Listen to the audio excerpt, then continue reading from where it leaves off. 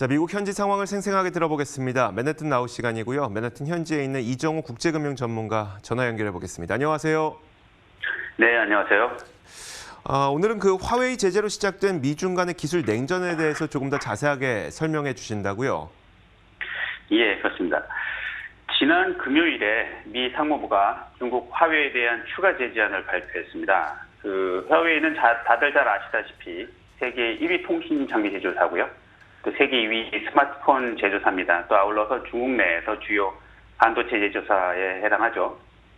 딱 1년 전에 미 상무부는 화웨이를 미국의 수출 금지 블랙리스트에 올렸습니다. 즉 미국 기업들이 중국 화웨이에 대한 수출을 모두 금지시켰는데요. 미국은 그 화웨이가 제조하는 통신 장비 등 여러 제품들이 미국에 대한 중국 당국의 스파이 활동에 사용되고 있다고 주장을 하면서 이런 조치들을 내놓고 있는 겁니다. 네.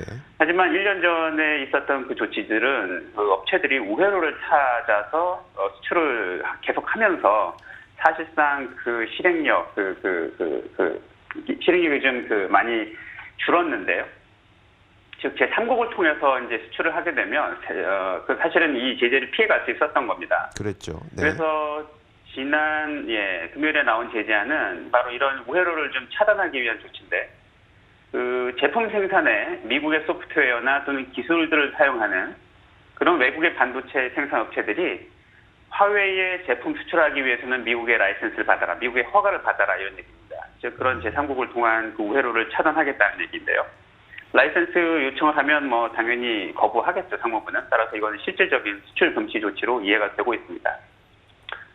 그런 조치가 나온 다음에 중국 외교부는 곧바로 화웨이에 대한 비합리적인 억압을 중단하라라고 성명을 발표했고요. 화웨이 역시 이게 매우 자의적이고 유해한 조치다라고 반발을 하고 나섰습니다. 그 지난 금요일에 한편 마찬가지로 대만의 글로벌 1위인 그 반도체 위탁 제조 업체, 우리가 이 업계에서는 펀드리라고 부르는데요. 펀드리 업체인 TSMC는 미국 애리조나주에 공장을 신설하겠다라고 발표를 했습니다. 즉 지금 이런 미국과 중국 간의 그런 무역 분쟁 사이에서 그 제재를 피하기 위한 방식으로 이해가 되고 있습니다. 그런데 이제 이런 조치가 사실 미국의 반도체 제조사들에게도 불똥이 튈 것으로 보고 있습니다. 즉 이 화웨이나 기타 중국 업체들이 미국 반도체 제조사들로부터 물건을 이제 구입하지 못하거나 아니면 그 피할 것으로 예상이 되기 때문에 미국도 역시 마찬가지로 매출 감소가 예상이 되고요. 또 반도체 제조사들 외에도 이제 이 반도체 장비 제조사들, 그런 업체들에게는 또 직격탄이 될 것으로 예상이 됩니다. 즉 Applied Materials나 Lam Research 또는 KLA 뭐 이런 업체들인데요. 이런 업체들이 글로벌 반도체 장비 시장 한 달러로 한 580억 정도 되는 시장인데, 이 시장이 한 45% 점유율을 가져가고 있습니다. 그래서 이번 조치로 이제 중국에 수출을 해야 하는 그 반도체 제조 업체들이 미국 장비를 사용하지 못하게 되거나 또는 안 하게 되면 이들 업체들의 매출에 직격탄이 되겠죠. 그래서 사실은 이런 조치가 중국에게만 일방적으로 해로운 조치는 아니고, 또 아울러서 이제 이 중국 당국이 이에 대한 그 보복으로 여러 가지 보복 조치를 취하게 된다면 미국 업체들도 중국을 큰 시장으로 가지고 있는 미국 업체들에게도 피해가 또 예상이 됩니다. 즉 퀄컴이나 시스코, 애플, 보잉 뭐 이런 업체들이 중국의 보복 조치가 취해질 때 직격탄을 받을 업체들로 거론이 되고 있습니다.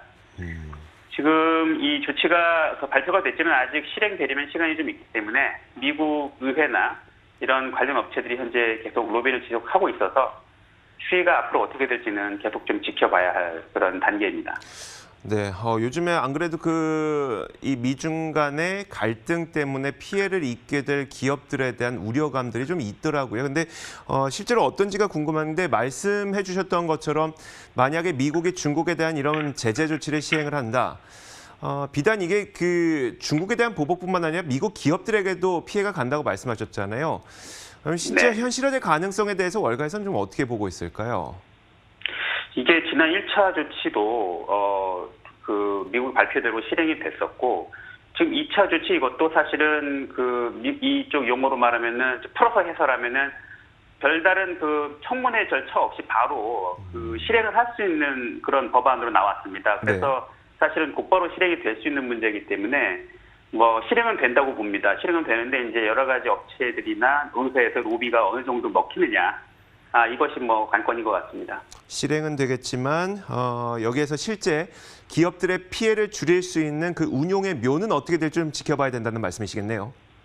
그렇습니다. 네, 알겠습니다. 자, 마지막으로 맨해튼 현지 분위기도 좀 전해주시죠. 예, 그 뉴욕주, 뉴저지주, 코네티컷주는 지금 비즈니스 재개를 착착 준비를 하고 있습니다. 이번 주부터 뉴저지주는 리테일 상점, 컵사이즈 픽업 방식으로 영업을 허용했고요. 그 외 뭐 비피스적 건설 현장도 작업 재개를 허용했습니다.